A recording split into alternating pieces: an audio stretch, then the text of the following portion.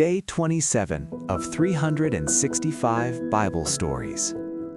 At last, Jacob arrived in the land where his uncle lived.